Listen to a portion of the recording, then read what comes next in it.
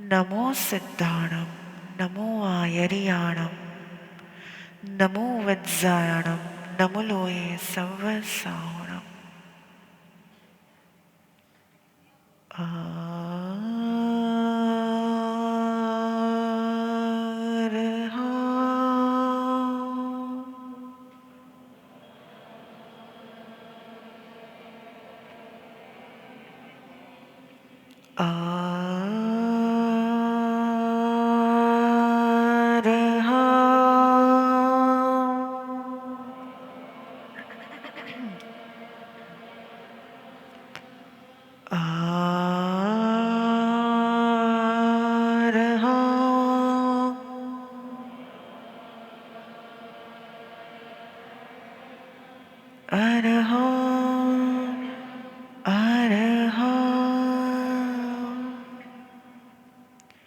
शासनपति श्रमण भगवान महावीर स्वामी ने भावपूर्वक वंदन।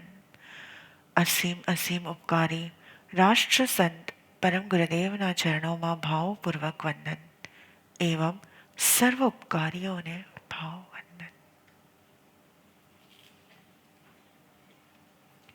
परमात्मा ने एक बहुत ही अद्भुत बात बताई है। परमात्मा कहते हैं कि इस जगत का, इस पूरे लोक में एक इतनी भी जगह बाकी नहीं है। परमात्मा कहते हैं कि हमारे बाल के अग्र भाग जितनी भी जगह बाकी नहीं है जहां पर हमारे आत्मा ने जन्म न लिया हो, जहां पर हमारी आत्मा ने सुख और दुख का अनुभव न किया हो। कितनी जगह? आप एक बार आपके बाल को देखिए, उस बाल का जो एकदम एंड पॉइंट है वो कितना है? एकदम माइक्रो है, एकदम माइन्यूट है। इतनी भी जगह बाकी नहीं है जहां पर हमने जन्म न लिया हो, जहां से हमने मृत्यु को प्राप्त न की हो, या जहां पर हमने सुख और दुख का अनुभव न किया हो। फिर भी आप जब कोई नई जगह घूमने जाते हैं, मानो कि फॉर एग्जाम्पल आप जापान गए हैं हिता दीदी, और वहां पर आप माउंट फूजी देखने जाते हैं, और जैसे ही माउंट फूजी को देखते हैं आपके मन में क्या आता है? Wow, it's so nice, it's so beautiful, right? परमात्मा कहते हैं कि जिसे देखकर आपके अंदर में वाव फीलिंग आती है, जिसे देखकर आपको लगता है कि मैं पहली बार देख रहा हूं, शायद आपकी मेमोरी उसे पहली बार देख रही होगी। शायद आपकी मेमोरी में सेव नहीं हुआ, इसलिए आपको लग रहा है कि मैं फर्स्ट टाइम देख रहा हूं। परंतु हमारी आत्मा ने अनंत अनंत बार उस फूजी माउंटेन को देख लिया है, जिसे देखकर हमें लगता है कि मैं प्रथम बार देख रहा हूं। उसी स्थान पर हमारी आत्मा ने अनेकों बार जन्म मरण भी कर लिया है। सिर्फ देखा ही नहीं है, पर अनेकों बार जन्म मरण भी कर लिया है। इसलिए इस जगत में, इस संसार का एक ही प्रॉब्लम है, हम संसार में हैं और संसार हमें रिपीट नहीं लगता है। संसार हमें रिपीट नहीं लगता है, वही सबसे बड़ा प्रॉब्लम है। मानो कि आप शिविर में आए हैं और आज फर्स्ट डे शिविर में मॉर्निंग के ब्रेकफास्ट में इडली है, दोपहर के लंच में भी इडली है। एक बार तो आप कहेंगे बहुत अच्छी इडली थी, सेकंड बार आप कहोगे चलेगा इडली है, सुबह भी थी दोपहर में भी चला लेंगे, अभी शाम को चौब्यार के टाइम में भी इडली है, तो आपको लगेगा शायद कोई गुरुदेव हम पर प्रयोग कर रहे हैं। अभी नेक्स्ट डे सेकंड सुबह भी इडली, दोपहर में भी इडली, वापस चौब्यार में भी इडली, थर्ड डे वापस इडली, दोपहर में भी इडली, शाम को भी इडली। अब क्या होगा? मन उब जाएगा। अब अच्छा नहीं लगेगा, ऐसा लगेगा कि इससे अच्छा मैं बाहर यहां पर बाजू में ही क्या है,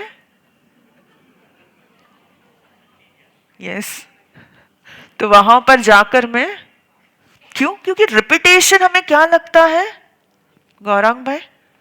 रिपीटेशन क्या लगता है आपको भी? क्या चाहिए? वैरायटी चाहिए, रोज कुछ नया नया तो होना चाहिए, खाना चाहिए और सबको खिलाना भी चाहिए। क्यों? क्योंकि हमारी टेंडेंसी है कि हमें रिपीटेशन बोरिंग लगता है। बराबर लगता है या नहीं लगता है?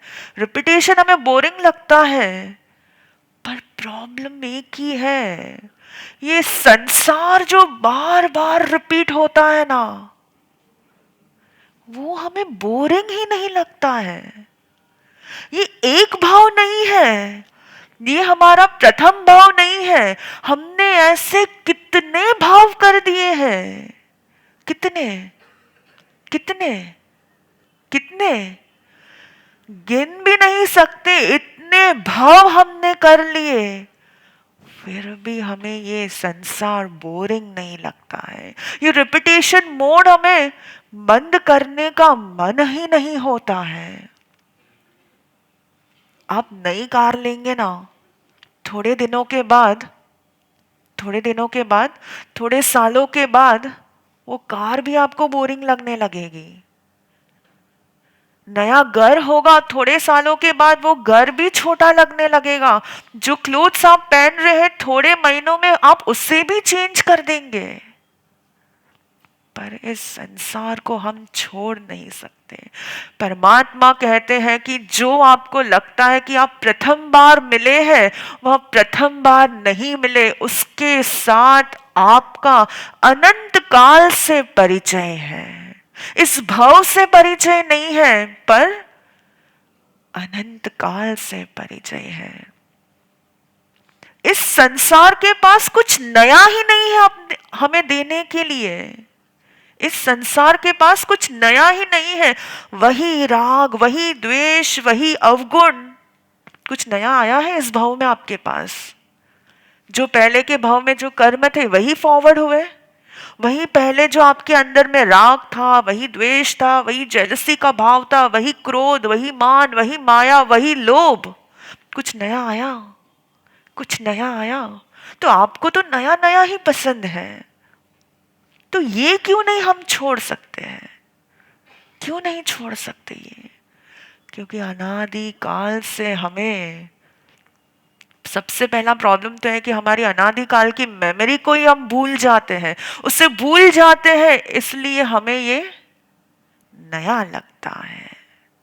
और संसार के पास ट्रिक है, वो क्या करता है पता है? ये संसार हमें पुरानी चीजें नया पैकेजिंग, पुरानी चीजें नया पैकेजिंग, रिपीट भाव नया पैकेजिंग। जो क्रोध था वो क्रोध तो अपने भीतर में ही है, परंतु सामने वाली व्यक्ति नहीं आ गई तो हमें लगा कि हमारे अंदर में नया क्रोध आ गया। सामने वाली व्यक्ति कोई और आ गई तो हमें लगा कि हमारे अंदर में नया ईगो उत्पन्न हो गया। परंतु न क्रोध नया है, न ईगो नया है, न जेलसी नहीं है। क्या है?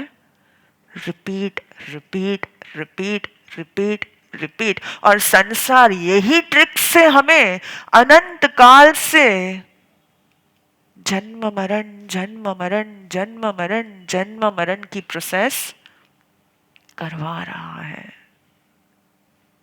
बस हमें इसी जन्म मरण की प्रोसेस से क्या करना है? मुक्त होना है। और आज आप सब शिविर में नए आए हैं, लेकिन कई दिनों से यहाँ पर हमारा स्टडी क्लास चल रहा है और हम सीख रहे हैं, हम समझ रहे हैं। क्या समझ रहे हैं? 35 बोल का एक ऐसा अद्भुत सब्जेक्ट जो हमें आत्म जागृति की ओर लेकर जाए। यह सिर्फ थियरी नहीं है, सिर्फ सुनना कि जन्म मरण करते, ये थियरी नहीं है। पर हर क्षण हमें जागृत करता है कि हमारी आत्मा ने कितने रिपीट मोड में जन्म मरण किया है। ये यात्रा नई नहीं है, अनंत काल की यह यात्रा। और इस अनंत काल की यात्रा में कभी ऊर्ध्वलोक में, कभी अधोलोक में, और कितनी बार इसी मनुष्य लोक में हमने जन्म लिया। कितना है मनुष्य क्षेत्र जहां पर मनुष्य जन्म ले सके? कितने हैं ऐसे क्षेत्र? याद है ना? भूल नहीं गए ना? कितने क्षेत्र हैं? क्षेत्र कितने हैं? 101 क्षेत्र है। और मोक्ष जाने का विस्तार कितना है? कितना है? 45 लाख योजन का विस्तार है। कहां पर है हम? एक बार रिवाइज कर लेते ताकि आप भूल ना जाए। कहां पर है हम? मध्य लोक में। और उस मध्य लोक के मनुष्य क्षेत्र में, और मनुष्य क्षेत्र में भी अडिद्वीप में, अडिद्वीप में, जम्बू द्वीप में। और जम्बू द्वीप कितना है? कितना है? 1 लाख योजन। क्या आता है जम्बू द्वीप के बाद? लवण समुद्र। कितना है लवण समुद्र? 4 नहीं, 2 लाख योजन। यस, बाद में जब हम कैलकुलेट करेंगे तब 2+2 करेंगे, लेकिन कितना है लवण समुद्र? 2 लाख योजन। बाद में गातकी खंड। कितना है धातकी खंड? 4 लाख योजन। बाद में काणोदरी समुद्र 8 लाख योजन। बाद में अर्ध पुष्कर द्वीप 8 लाख योजन। और अब जब हम उसे टोटल करेंगे तो क्या मिलता है? 1 प्लस 2+2 प्लस 4+4 प्लस 8+8 प्लस 8+8 कितना हुआ? 45 लाख योजन का यह विस्तार। क्या है ये? मध्यलोक है या मनुष्य लोक है? मनुष्य क्षेत्र या अधिद्वीप या मनुष्य लोक। और जितनी सिद्ध शिला है, यानी कि सिद्ध शिला का जो विस्तार है, सिद्ध शिला का जो डायमेंशन है, वही सेम डायमेंशन किसका है? मनुष्य क्षेत्र का। और इस मनुष्य क्षेत्र में मनुष्य जन्म ले सके ऐसे कितने स्थान हैं? 101। और हमने कल पढ़ा था, सीखा था कि ये 101 कैसे आता है? याद है? रिवाइज किया है आपने? कैसे आता है? पहले हमने देखा कि 3 क्षेत्र हैं। कौन से 3 क्षेत्र? कर्म भूमि, अकर्म भूमि और अंतर्द्वीप। कर्म भूमि कितनी है? 15। अकर्म भूमि कितनी है? 30। और अंतर्द्वीप कितने हैं? 56। तो हम कर्म भूमि, अकर्म भूमि और अंतर्द्वीप, कर्म भूमि कौन सी है? याद है? हमने अभी 15 का फिगर कैसे आता है वो हम समझेंगे। कितनी है कर्म भूमि? 15। कौन सी है?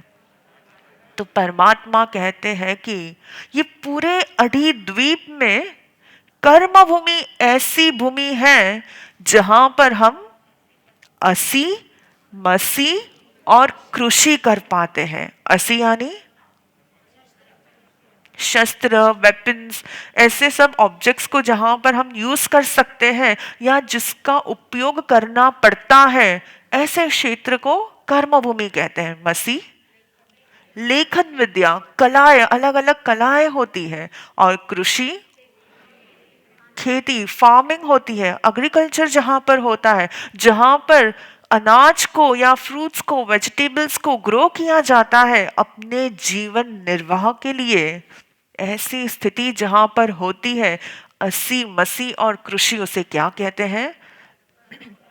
कर्म भूमि कहते हैं। और जहां पर किसी भी प्रकार का कोई काम नहीं करना पड़ता, जहां पर कोई पुरुषार्थ नहीं करना पड़ता, जहां पर स्वयं कल्प वृक्ष ही सब देने लगता है, ऐसी भूमि को क्या कहते हैं? अकर्म भूमि। तो आज हम समझेंगे ये कर्म भूमि क्या है। तो परमात्मा कहते हैं कि इस अधिद्वीप में 3 क्षेत्र है जो कर्म भूमि के अंडर में आते हैं। कितने क्षेत्र? 3। कौन से? भरत क्षेत्र, ऐरावत क्षेत्र और महाविदेह क्षेत्र। भरत क्षेत्र, ऐरावत क्षेत्र और महाविदेह क्षेत्र, ये 3 क्षेत्र मिलाकर कर्म भूमि है। ये तीनों क्षेत्र क्या है? कर्म भूमि है। अगर तीनों ही कर्म भूमि है तो हमने ऐसे अलग अलग नाम क्यों दिए होंगे? क्यों किसी को भरत कहा, क्यों किसी को ऐरावत कहा, क्यों किसी को महाविदेह कहा? तीनों कर्म भूमि ही है। अगर तीनों भूमि से मोक्ष में जा सकते हैं, क्योंकि कर्म भूमि क्या है? जहां पर मोक्ष में जाने की संभावना है, ऐसी भूमि को क्या कहते हैं हम? कर्म भूमि। जहां से हम मोक्ष का पुरुषार्थ कर सकते हैं, ऐसी भूमि को क्या कहते हैं?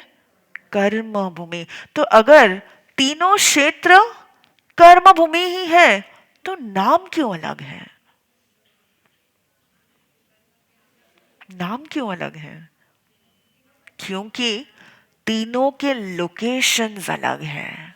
सबसे पहले तीनों के लोकेशन अलग है, लोकेशन भी अलग है और काल का प्रभाव भी अलग है। क्या अलग है? काल का प्रभाव भी अलग है। तो हम देखेंगे कि इस जम्बू द्वीप में कहां पर है ये भरत क्षेत्र। तो ऐसा कहा जाता है कि जम्बू द्वीप है वो कैसा है? कैसा है? राउंड थाली जैसा है, फ्लैट थाली जैसा है। उस फ्लैट थाली जैसे क्षेत्र में जहां पर साउथ आता है, यानी कि साउथ ऑफ जम्बू द्वीप, वहां पर भरत क्षेत्र आता है। आप पिक्चर में भी देखेंगे कि जो बीच का जो जम्बू द्वीप है, उस जम्बू द्वीप के साउथ में क्या है? भरत क्षेत्र है। उसी जम्बू द्वीप के सेंटर में आप देखेंगे कि क्या लिखा है? मेरू पर्वत है। पहले सेंटर में, एग्जैक्ट सेंटर में क्या आता है? मेरू पर्वत एकदम बिल्कुल जम्बूद्वीप के सेंटर में आता है। उस मेरू पर्वत से साउथ में भरत क्षेत्र है। उस सेंटर से मेरू पर्वत के टॉप में यानी कि नॉर्थ में ऐरावत क्षेत्र है। और उस सेंटर में रहा हुआ मेरू पर्वत, उसके लेफ्ट और राइट में महाविदेह क्षेत्र है। आप देख रहे हैं पिक्चर में, आप लिख भी सकते हैं और समझ भी सकते हैं कि ये सर्कल क्या है, क्या रिप्रेजेंट कर रहा है सर्कल? जम्बू द्वीप। उस जम्बू द्वीप के साउथ में क्या आता है? भरत क्षेत्र। उस जम्बू द्वीप के नॉर्थ में क्या आता है? ऐरावत क्षेत्र। और सेंटर में जो मेरू पर्वत है उसके लेफ्ट और राइट में क्या आता है? महाविदेह क्षेत्र। तो जम्बू द्वीप में ये 3 प्रकार की कर्म भूमियां हैं। कितने भरत दिख रहे हैं हमें? 1 या 2? कितने दिख रहे हैं? 1। तो जम्बू द्वीप में 1 भरत क्षेत्र। कितने ऐरावत दिख रहे हैं? 1 ऐरावत क्षेत्र और महाविदेह भी 1। यानी हमें ये याद रखना है, क्योंकि हमें कौन सा फिगर लाना है? 15 का फिगर लाना है। क्या है 15? क्या है 15? होता क्या है कि हम जैसे आगे बढ़ते हैं ना, तो क्या पढ़ रहे थे वो भूल जाते हैं, क्या सीख रहे हैं वो भूल जाते हैं, किसके बारे में सीख रहे हैं वो भूल जाते हैं। हम अपने ही बारे में सीख रहे हैं, हम किसी और के बारे में नहीं सीख रहे हैं। हम स्वयं के, हम जहां हम जन्म ले सकते हैं, कहाँ जन्म ले सकते हैं, हम स्वयं के बारे में ही सीख रहे हैं। तो हमें भूलना नहीं है हम कहाँ जन्म ले सकते? कर्म भूमि में। कितनी कर्म भूमियां हैं? 15 है। तो उसमें से हमें कितनी मिल गई है? पहले 3। कहां पर मिली ये 3 कर्म भूमि? जम्बू द्वीप में। कौन सी है? एक भरत, एक ऐरावत और एक महाविदेह। कितनी बाकी रह गई? कितनी बाकी रह गई? 12 बाकी रह गई। कहां पर मिलेगी? ऊपर ऊर्ध्वलोक में मिलेगी, अधोलोक में मिलेगी, देवलोक के विमान में मिलेगी, नारकियों के पास मिलेगी, या यही मध्यलोक में मिलेगी?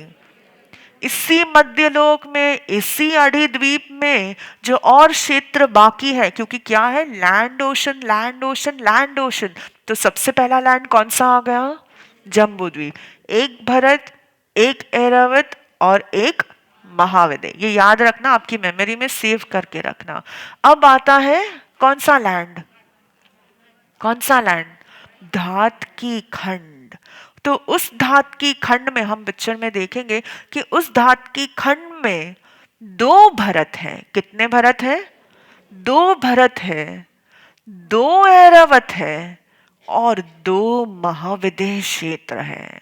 आप पिक्चर में देखेंगे, देखिए पहले सर्कल में क्या है, पहले बीच का सर्कल मेरू पर्वत, उससे बड़ा सर्कल जम्बू द्वीप, और उसके बाद जो रिंग शेप में है वो क्या है, लवण समुद्र, और उसके बाद रिंग शेप में वापस क्या है, धात की खंड। तो आप देखेंगे कि नीचे साउथ में दो साइड भरत भरत लिखा है, दिख रहा है आपको, पिक्चर में दिख रहा है, लेफ्ट और राइट में भरत। ऊपर टॉप में भी देखेंगे तो क्या लिखा है, दो ऐरावत, लेफ्ट और राइट में ऐरावत। और जहां पर जम्बूद्वीप का महाविदेह क्षेत्र है उसके पैरेलल में ही लेफ्ट और राइट में क्या है, महाविदेह क्षेत्र है।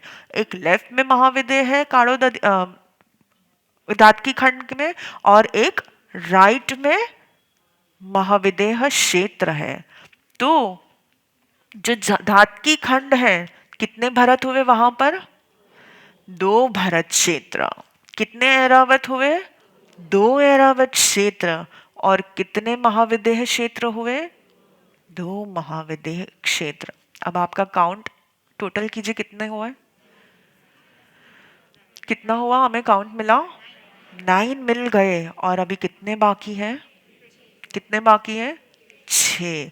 तो जिस प्रकार से धात की खंड में दो भरत है, दो ऐरावत है और दो महाविदेह है, उसी प्रकार से बाद में आने वाला जो अर्ध पुष्कर द्वीप है उसमें भी दो भरत, दो ऐरावत और दो महाविदेह क्षेत्र है। तो हमें काउंट क्या मिलता है, क्या मिलता है हमें काउंट, 15 कर्म भूमि। तो हम देखेंगे एक भरत क्षेत्र कहां पर था, सबसे पहले जम्बूद्वीप में। बाद में कितने भरत क्षेत्र थे धात की खंड में, दो, तो कितने हुए, 3। और अभी बाद में कितने हैं अर्धपुष्कर द्वीप में, दो, तो कितने हुए, 5। तो क्या देखा हमने, 5 भरत क्षेत्र है। हमने कभी सोचा ही नहीं, हमने कभी इमेजिन भी नहीं किया, हमने कभी सुना ही नहीं। हमने अब तक क्या सुना था, एक ही भरत के बारे में सुना था। पर याद रखना कि ये जो भरत हम बोल रहे हैं वो हमारा इंडिया नहीं है, वो ये भारत नहीं है। ये भारत तो इस भरत के अंदर का एक बहुत छोटा सा रीजन है। भरत क्षेत्र तो बहुत बड़ा क्षेत्र है, उसके अंदर एक ड्रॉप जितना, एक ड्रॉप जितना हमारा ये भारत है। परंतु ये भरत तो बहुत बड़ा है। कितने हैं भरत जम्बूद्वीप में, आप देख रहे हैं पिक्चर में, एक जम्बूद्वीप में, दो धात की खंड में और दो अर्ध पुष्कर द्वीप में। तो कितने भरत टोटल हो गए, 5 भरत। कितने हो गए, 5 भरत। वैसे ही कितने ऐरावत हो गए, 5 ऐरावत। कौन से, एक जम्बूद्वीप में, दो धात की खंड में और दो अर्ध पुष्कर द्वीप में। 5 + 5, 15 में से कितने मिल गए हमें, 10 मिल गए। अभी क्या बाकी रह गया, महाविदेह क्षेत्र। क्या है महाविदेह क्षेत्र, क्या है महाविदेह क्षेत्र, बहुत बार सुना है कि सिमंदर स्वामी भगवान कहाँ रहते हैं, किधर रहते हैं, महाविदेह क्षेत्र में। हमें लगता है कि यहाँ पर भरत क्षेत्र में कोई तीर्थंकर है या नहीं है, अभी इस प्रेजेंट काल में कोई तीर्थंकर है या नहीं है। तो हम क्या कहेंगे कि तीर्थंकर थे। हम क्या कहेंगे, आदिनाथ भगवान थे। हम क्या कहेंगे कि महावीर स्वामी भगवान थे। तो हमारे लिए तीर्थंकर थे। क्या इस भूमि से, इस भरत क्षेत्र से मोक्ष कोई जा सकता है, नहीं जा सकता। तो हम क्या कहते कि पहले मोक्ष में जाते थे, राइट? क्या कहेंगे? जाते थे। क्या यहाँ पर इस काल में इसी समय किसी को केवल ज्ञान की प्राप्ति हो सकती है? नहीं। तो हम क्या कहेंगे? केवल ज्ञान प्राप्त करते थे, पर इस काल में भरत क्षेत्र में अभी इसकी अवेलेबिलिटी नहीं है। परंतु महाविदेह क्षेत्र ऐसा क्षेत्र है जहां पर हम ऐसा नहीं कहेंगे कि थे, एक ऐसा क्षेत्र जहां पर आज भी इसी समय तीर्थंकर परमात्मा विराजमान है। कोई हिस्ट्री नहीं है, कोई पास्ट नहीं है, स्वयं तीर्थंकर परमात्मा इसी समय पर, अगर आप देखेंगे कि अभी 840 हुए हैं, इस 840 के समय में भी तीर्थंकर परमात्मा वहां पर विराजमान है। इसलिए हम उन्हें क्या कहते हैं? लिविंग गॉड या लिविंग तीर्थंकर, जो अब भी जीवित है। कोई पास्ट नहीं है, कोई हिस्ट्री नहीं है। हम यहाँ पर केवल ज्ञान की बात कर रहे हैं। हम कहते हैं कि थे, यहाँ पर केवल ज्ञान की प्राप्ति होती थी, पर महाविदेह क्षेत्र ऐसा क्षेत्र है कि अब भी इसी समय ऐसा बन सकता है कि इसी समय अनेक अनेक आत्माएं केवल ज्ञान की प्राप्ति कर रही है। कहां पर? महाविदेह क्षेत्र में। हम कहते हैं कि यहाँ पर मोक्ष था, परंतु महाविदेह क्षेत्र ऐसा क्षेत्र है कि आज इसी समय अनेक अनेक आत्माएं, इसी समय ही आप यहाँ पर सुन रहे हैं, आप यहाँ पर पढ़ रहे हैं, सीख रहे हैं, आप यहाँ पर प्रवचन सुन रहे हैं, इसी समय पर अनेक अनेक आत्माएं महाविदेह क्षेत्र में क्या प्राप्त कर रहे हैं? मोक्ष की प्राप्ति कर रहे हैं। यानी कि महाविदेह क्षेत्र एक ऐसा क्षेत्र है जहां पर काल का प्रभाव ऐसा है कि वहां पर कांस्टेंट चौथे आरे जैसा समय रहता है। कौन से आरे जैसा समय?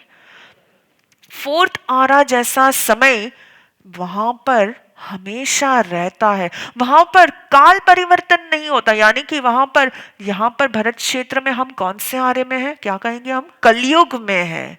कौन सा कलयुग है? जिसे जैनिज्म में हम क्या कहेंगे? पंचम आरा। परंतु महाविदेह क्षेत्र में कौन सा आरा है? चौथा आरा चल रहा है। वहां पर तीर्थंकर भी है, केवल ज्ञान की प्राप्ति भी हो सकती है और मोक्ष की प्राप्ति भी हो सकती है। कैसी पवित्र भूमि होगी, कैसा पुण्य वहां पर होगा कि उस भूमि से इस प्रकार की तप साधना होती होगी, संयम का पालन होता होगा। और कितने मुनिवर एक दो मोक्ष में नहीं जाते, कितने करोड़ों करोड़ों आत्माएं एक साथ मोक्ष में जाती होगी। किस प्रकार का उनका पुरुषार्थ होगा। हमें भी बस यही सीखना है कि हमारा जन्म भरत क्षेत्र में हुआ है, परंतु जितनी शक्ति, जितनी ताकत उस महाविदेह क्षेत्र में रहे हुए जीव की आत्मा की है, उतनी ही शक्ति हमारे अंदर इस भरत क्षेत्र में भी है। परंतु कमी किस बात की है? कमी किस बात की है? सिर्फ पुरुषार्थ की कमी है। जो पुरुषार्थ वह महाविदेह क्षेत्र में रहे हुए आत्माएं कर रहे हैं, अगर उसी प्रकार का पुरुषार्थ हम भी करने लगे ना, तो मोक्ष संभव है। परंतु हमारे अंदर में क्या फिट हो गया है? पंचम आ रहा है, कलयुग है। इस कलयुग में तो बस इतना ही होगा, हम इससे ज्यादा नहीं कर पाएंगे। परंतु महाविदेह क्षेत्र हमें मैसेज दे रहा है कि पॉसिबिलिटीज कभी भी बंद नहीं होती। पॉसिबिलिटीज कभी भी बंद नहीं होती। हमारे अंदर का पुरुषार्थ कम होता है, परंतु पॉसिबिलिटीज कभी भी बंद नहीं होती। यदि अगर हम भी पुरुषार्थ करें तो हम भी इन भावों को प्राप्त कर सकते हैं। तो ऐसा कहा जाता है कि वहां पर भी इसी समय तीर्थंकर है। कितने तीर्थंकर है महाविदेह क्षेत्र में? कितने? 20 तीर्थंकर है और कितने महाविदेह हैं? हमें लगा था एक ही महाविदेह है, परंतु परमात्मा ने अपने केवल ज्ञान में देखा कि एक महाविदेह नहीं है। कितने महाविदेह हैं? 5 महाविदेह है। तो हमारा स्कोप बढ़ गया ना, हमारा स्कोप बढ़ गया। हम यहाँ से अगर मृत्यु होती है हमारी और अगर महाविदेह में जन्म मिलने का हमें अवसर मिलता है, तो कोई हमें ऐसा नहीं कहेगा कि अब यहाँ पर फुल हो गया है। क्यों? कितने महाविदेह मिल गए हमें? कितने मिल गए? एक नहीं, दो नहीं, तीन नहीं, चार नहीं, पर 5 महाविदेह क्षेत्र हमें मिल गए। तो हमें तो बहुत खुश होना चाहिए, हमें बहुत प्रसन्न होना चाहिए। और हर महाविदेह क्षेत्र में ऐसा एक भी महाविदेह नहीं है आज के समय में कि वहां पर तीर्थंकर नहीं होंगे। जम्बू द्वीप के महाविदेह में भी तीर्थंकर है, धातकी खंड के महाविदेह में भी तीर्थंकर है, और अर्ध पुष्कर द्वीप के महाविदेह में भी तीर्थंकर है। तो बस हमें यही प्रार्थना करनी है कि हमारा भाव भी, हमारा नेक्स्ट भाव ऐसा हो कि जहां पर हमें तीर्थंकर परमात्मा का शरण मिले, और हम भी इस पुरुषार्थ, ऐसा पुरुषार्थ करें, ऐसा पुरुषार्थ करें कि ये हमारा अंतिम भाव हो और शीघ्र ही शीघ्र हम मोक्ष की प्राप्ति कर सकें। तो हमने देखा कितने कितने क्षेत्र हो गए? कितने क्षेत्र हो गए? 15 कर्म भूमि। कौन सी? 5 भरत, 5 ऐरावत और 5 महाविदेह क्षेत्र। तो बस इसी भावों के साथ आपके मन में कोई भी प्रकार का प्रश्न हो तो आप प्रश्न पूछ सकते हैं। आज पढ़ा या हमने इसके पहले जो भी पढ़ा है उसके रिलेटेड आप प्रश्न पूछ सकते हैं। यस, ऑनलाइन से हिना दीदी आप प्रश्न पूछ सकते हैं।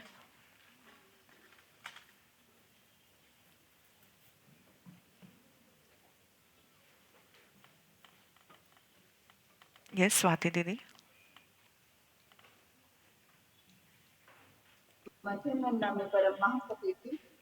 मुझे एक क्वेश्चन था कि मतलब दोनों आत्मा, एक आत्मा और एक आत्मा अगर दोनों साथ में वैर करती है तो एक आत्मा तो उसका वैर खत्म करके सिद्ध बुद्ध हो सकती है, तो दूसरी आत्मा उसका वैर कब खत्म करेगी अगर उसी आत्मा के साथ उसका वैर है तो? यस, एक आत्मा का दूसरी आत्मा के साथ वैसे माना जाए तो कोई कनेक्शन ही नहीं है।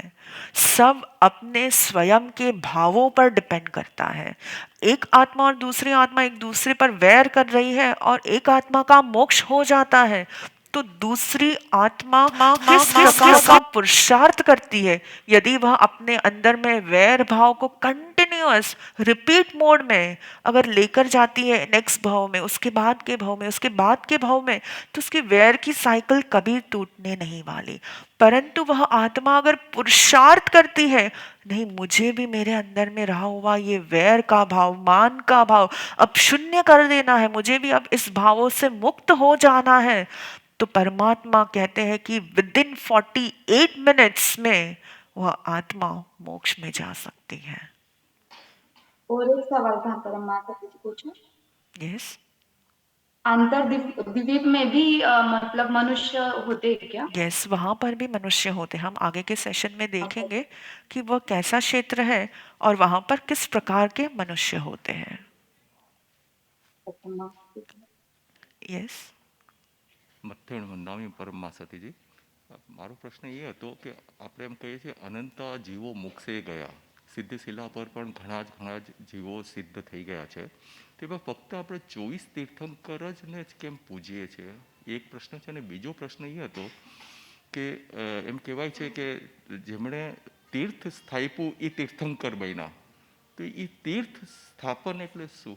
यस, तो सबसे पहले आपका जो प्रश्न है कि हम सिर्फ तीर्थंकर 24 तीर्थंकर को ही क्यों पूछते हैं, तो सबसे पहली बात, अनंत अनंत आत्माएं मोक्ष में गए हैं।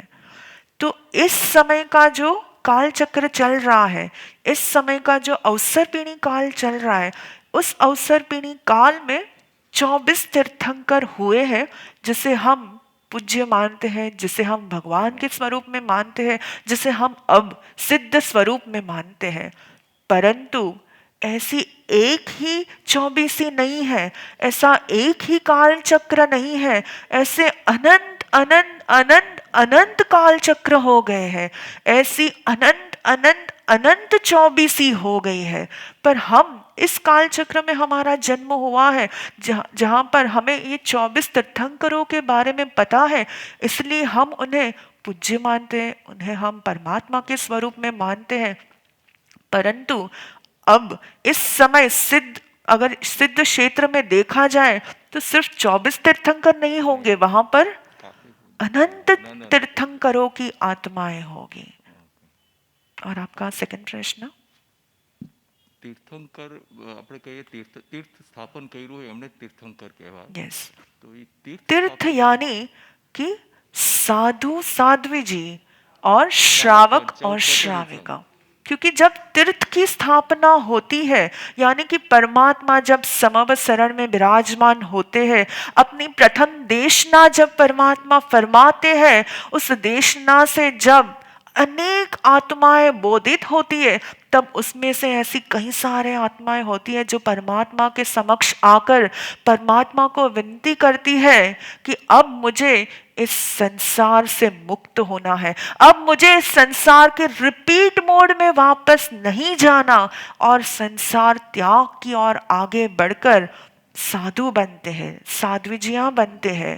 और ऐसी कई सारे आत्माएं होती है जो परमात्मा के पास आकर कहते हैं कि मैं इतनी सक्षम नहीं हूं, मेरे में इतनी शक्ति नहीं है कि मैं संपूर्ण रूप से संसार को छोड़ दूं, परंतु कुछ अंश से मुझे संसार छोड़ना है, कुछ अंश से मुझे संसार का त्याग करना है, संसार के भावों का त्याग करना है। और वे श्रावक व्रत को अंगीकार करते हैं और श्रावक और श्राविका बनते हैं। इसी प्रकार से ये चार जब मिलते हैं तब क्या कहते हैं? उसे तीर्थ कहते આપણે हैं। એમ કહેવાય છે કે મહાવીર સ્વામી પ્રભુએ જ આપણે ચતુર્વિક સંઘની સ્થાપન કર્યું. આપણે આગળના 23 जितने તીર્થંકરમાં भी जिस समय जो तीर्थंकर बने हैं, सब तीर्थंकर के समय में तीर्थ की स्थापना होती है। पर हमारे लिए कौन इमीडिएट लास्ट कौन थे हमारे तीर्थंकर? મહાવીર સ્વામી. महावीर स्वामी भगवान। तो हम उनके शासन में चल रहे हैं, तो हम उनकी बातें करते हैं। તમે સત્યમ માસતીજી ખૂબ ખૂબ આભાર. ધન્યવાદ. जी, नेक्स्ट हीना दीदी।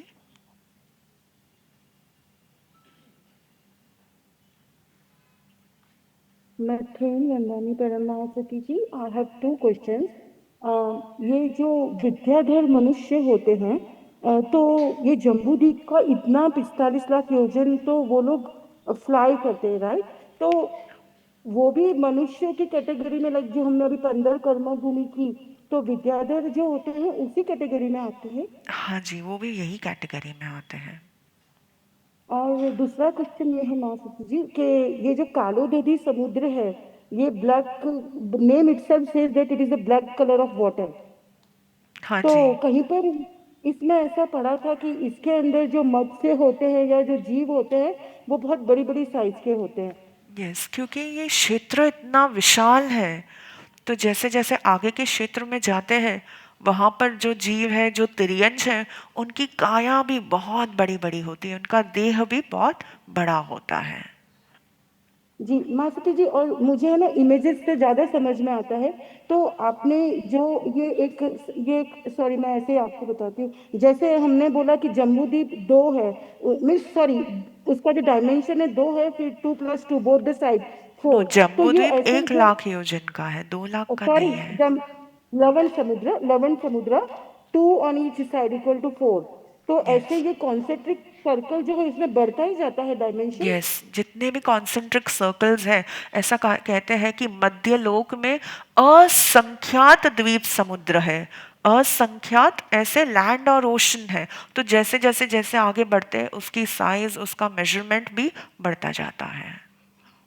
महासती जी, आपने समझाया कि 45 लाख योजन जो है वो मनुष्य क्षेत्र है, पर उसमें से सिर्फ 15 जो कर्मभूमि के जो आपने आज समझाए वही मनुष्य मोक्ष प्राप्त कर सकते हैं।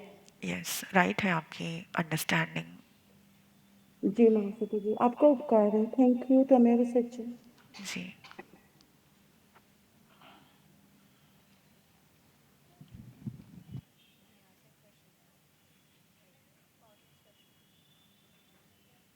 मथेण वंदना मासती जी, मेरा प्रश्न 2 प्रश्न है।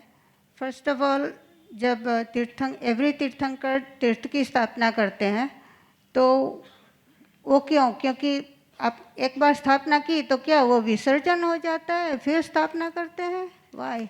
यस, तो जितने भी तीर्थंकर हुए हैं उनका जितना शासन काल था, तो ऐसा कहा जाता है कि वो शासन काल तक उतने साधु साध्वी जी थे, उतने श्रावक श्राविकाएं थी। और जैसे जैसे जैसे जैसे समय आगे बढ़ता गया, उन तीर्थंकर, जब वे तीर्थंकर मोक्ष में गए, उनके मोक्ष में जाने के कई सालों तक उनका शासन आगे चलता रहा। पर एक समय ऐसा आता है जब दूसरे तीर्थंकर का जन्म होता है, और जैसे ही दूसरे तीर्थंकर का जन्म होता है, वे बड़े होते हैं, और वे जब केवल ज्ञान की प्राप्ति करते हैं तो वापस तीर्थ की स्थापना होती है। दूसरा प्रश्न ये है कि I learn something new again today, every day I learn something new. So हमारे मोक्ष में जाने के अभी 15 क्षेत्र हो गए, तो अब तक हमने सब जगह महाविद्य क्षेत्र में भी हम जाके आए होंगे, तो Yes. हमारा मोक्ष क्यों नहीं हुआ अब तक?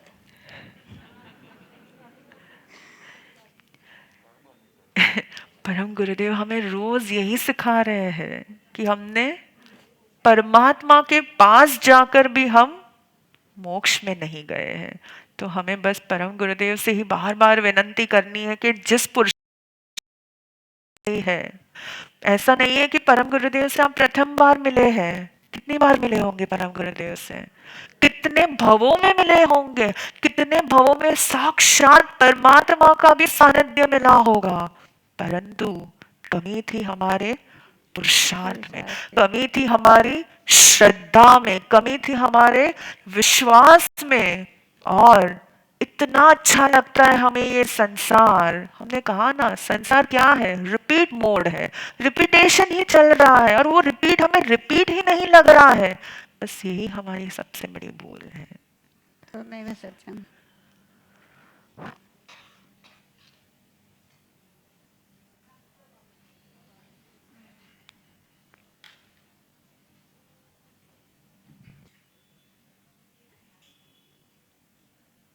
જે આપે કીધું કે મહાવિદ્યમાં 20 તીર્થંકર અત્યારે બિરાજમાન છે, जी, તો देर आर 5 महाविद्य, तो टोटल 20 છે કે हरेक महाविद्यમાં 20? टोटल 20। जो जम्बूद्वीप का जो महाविद्य क्षेत्र है वहाँ पर 4 तीर्थंकर है। तो वैसे जितने जितने महाविद्य है वहाँ दूसरे में 4, दूसरे में 4, तो वैसे 5 into 4 हमें 20 का So काउंट total मिलता है। all so 5 total is 20। तो जितने भी हम महाविद्य क्षेत्र के तीर्थंकर कहते हैं वो 5 में डिवाइडेड है। Thank you. तो अब हम एक लास्ट क्वेश्चन पूछ लीजिए। मथेण वंदामी मासती जी। मासती जी, जो 5 भरत और 5 ऐरावत क्षेत्र है, महाविद्य में तो हमेशा चतुर्थ काल रहता है। यस, तो हर एक भरत और ऐरावत में सेम काल है या अलग अलग? भरत और ऐरावत दोनों आइडेंटिकल हैं, दोनों एग्जैक्ट मिरर कॉपी है, परंतु वहाँ पर काल का प्रभाव है, वहाँ पर काल चक्र आगे बढ़ता है। तो आज अब इस समय में पंचम काल है, पहले फर्स्ट आ रहा था, बाद में सेकंड आ रहा था, थर्ड आ रहा था, फोर्थ है, और फिफ्थ के बाद सिक्स्थ भी आएगा। तो वहाँ पर काल चेंज होता रहता है।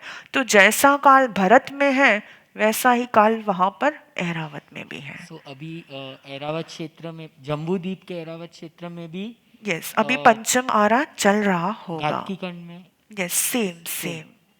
तो 5 भरत और 5 ऐरावत, 10 क्षेत्र है, उनकी काल की चक्र की साइकिल पैरेलल ही चलती है। यस, पैरेलल चलती है। और जो महाविद्य क्षेत्र है वहाँ पर चौथे आर्य जैसे भाव वहाँ पर कांस्टेंट रहते हैं, अवस्थित भाव है, वहाँ पर चेंज नहीं होते हैं। मथेण वंदामी तमेव। बस हम परम गुरुदेव से विनंती करेंगे कि हमारे अंदर में ऐसा पुरुषार्थ जगा है, ऐसा पुरुषार्थ जगा है कि अब हम इस संसार के रिपीट मोड से बाहर निकलकर, यह संसार एक रिपीटेशन है, ऐसे भाव हमारे अंदर में इतने दृढ़ हो कि अब हमारा नेक्स्ट भाव, नेक्स्ट जन्म परमात्मा के शरण में हो, परमात्मा के चरण में हो, और नेक्स्ट भाव हमारा अंतिम भाव हो। बस ऐसी कृपा करना, ऐसी कृपा।